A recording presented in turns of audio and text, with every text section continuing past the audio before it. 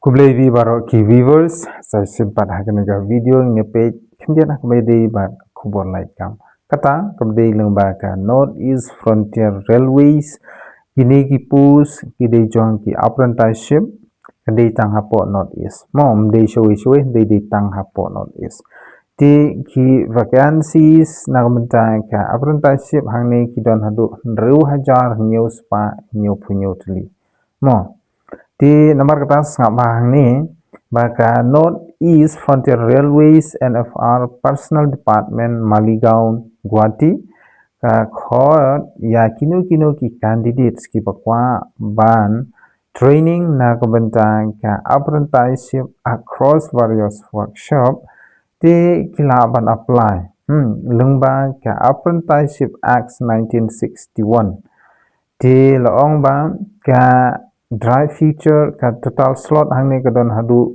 6777 nani hendriu hajar news panyo punyo tuliki slots across mechanical kabdi chungka mechanical electrical engineering tangta personal account medical and store department mo lada pikwa bantrei ha ki railway station mo nangta ka rukom ka pila ban apply ka di lembaga online mode mo online application window opens nadu arphoterik kamu nadu benta ka sing arphoterik la pli ya ka online application bikin pendam nak benda bapinyo man training nak benda ketika apprenticeship hapo ka North East Frontier Railways mo to ini pa isu menta sa ka key recruitment details organization kabadi jongka North East Frontier Railways kapos ni mahne kadai act apprenticeship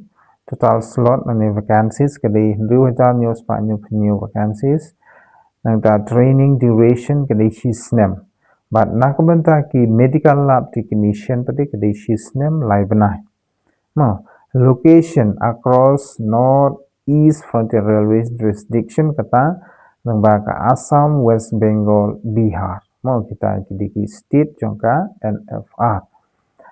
Application mode kedi online mode nangta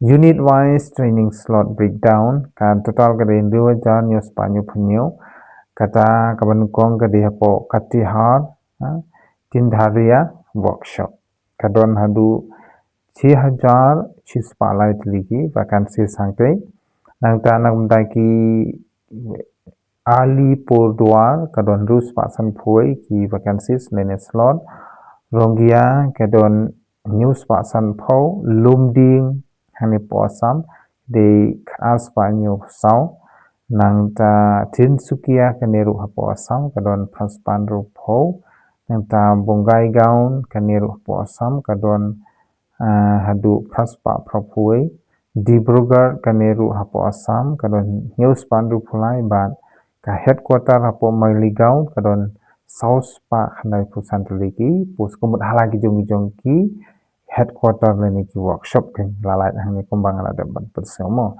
tila da pi apply ru subha ban check kat kum ki ni ki headquarter hangno pi kwa tes apply ya kata ka apprenticeship nama pinyo jing si uru lada pilih nang ta kanika apprenticeship but kan kam sukru ya pi lada pi apply nang ta ka kam hopo RRB king lada pila pendep ya kane mo kata ka digi jumpa sai na kalinga jonga tinam ta ka educational and technical qualification candidate must pass matriculation in class 10 lani 10 plus 2 mo but 4% ka max nang ta nakamta ki medical laboratory technician pade kata kabdi jongka pathology ba radiology ki candidates ki bandep ya class 12 haka science stream kata harkat ka physics chemistry ba biology subjects but 4% ka max but nakamta kani ka medical laboratory umdon kam ITI certificate handai namta ki general trades pade